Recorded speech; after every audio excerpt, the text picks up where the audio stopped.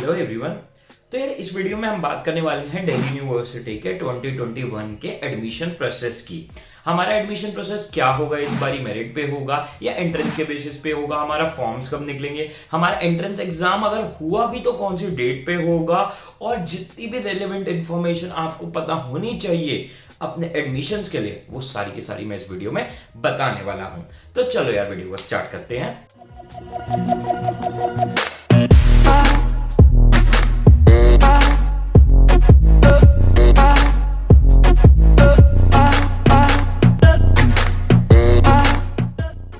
तो यार स्टार्ट करते हुए सबसे पहले मैं आप लोगों को कहना चाहूंगा कि अगर आपने चैनल को सब्सक्राइब नहीं कर रखा, फर्स्ट टाइम आए हो तो चैनल को सब्सक्राइब डेफिनेटली कर लेना। हम आपको दिल्ली यूनिवर्सिटी के एडमिशन रिलेटेड गाइड भी करते हैं एंड हम दूसरे एंट्रेंसेस और कॉलेजेस के रिगार्डिंग भी आप लोगों को गाइड करेंगे। ठीक है, तो अब देखो सबसे पहले हम समझते हैं कि हमारे लास्ट ईयर तक कैसे एडमिशन मिलता था दिल्ली यूनिवर्सिटी में। देखो यार, हमारे दो तरीके थे दिल्ली यूनिवर्सिटी के गेट में एंट्री प्राप्त करने के।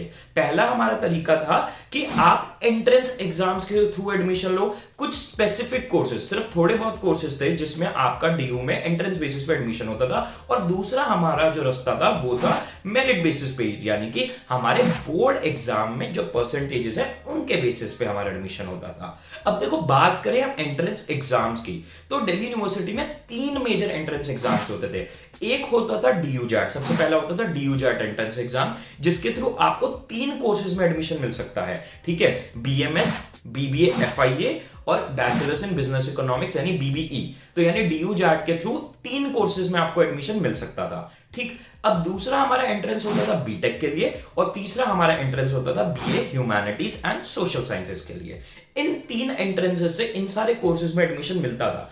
बट हमारे जितने भी बीए, बीकॉम और बीएससी और इसके अंदर जितने भी वेरिएंट्स थे उन सब में हमारा एडमिशन होता था मेरिट बेसिस पे।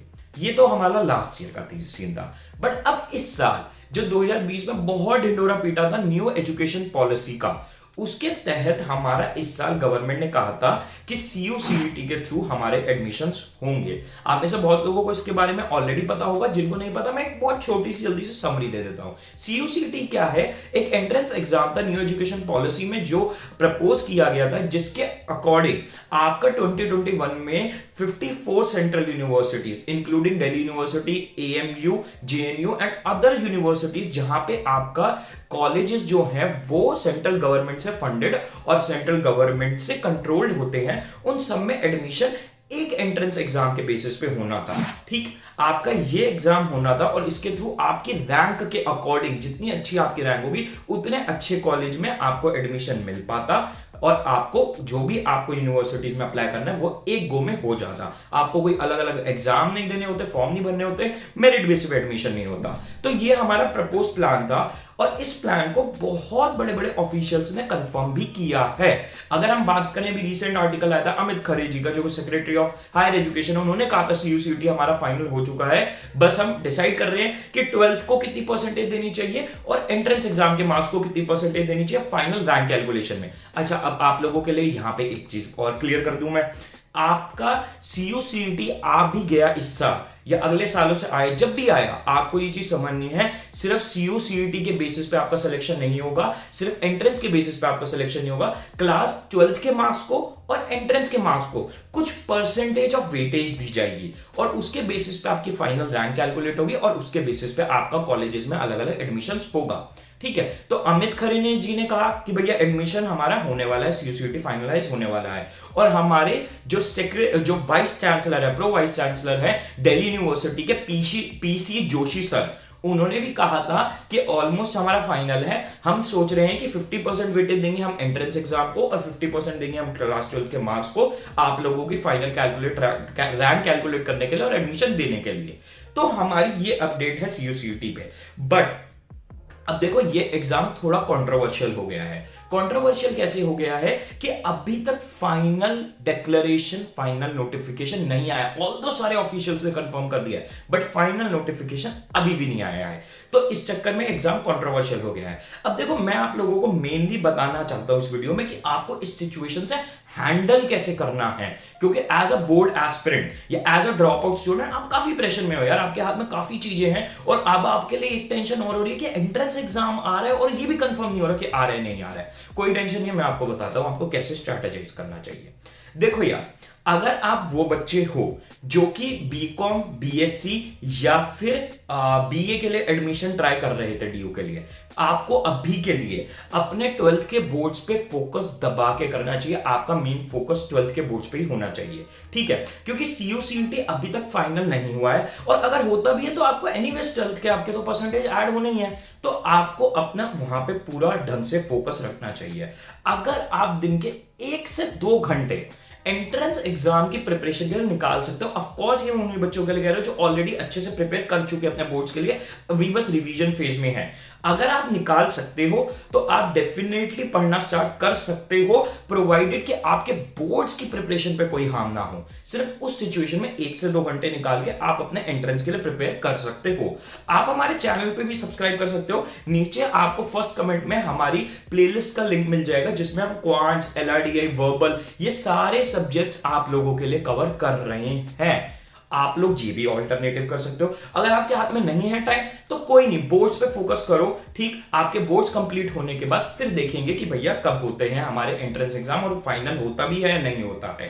अब आपको यहां पे एक चीज मैं और क्लियर कर देता हूं कि हमारा सबसे पहली चीज फॉर्म कब निकलता है दिल्ली यूनिवर्सिटी का। देखो वैसे यूजुअली हर साल फॉर्म जो दिल्ली यूनिवर्सिटी के निकलते हैं वो बोर्ड्स खत्म होने के बाद और रिजल्ट आने से पहले हो जाते हैं, राइट। बट अब देखो इस साल कुछ भी नॉर्मल तो चल नहीं रहा है, बट हम एक्सपेक्ट कर सकते हैं कि आपके फॉर्म जो है वो जून से जुलाई के बीच में, मतलब मोस्ट सर्टेनली वैसे जून में आ जाने चाहिए। अगेन ये मेरा गेस है, मैं कंफर्म नहीं बता रहा हूं, बट आप एक्सपेक्ट कर सकते हो उसके अराउंड।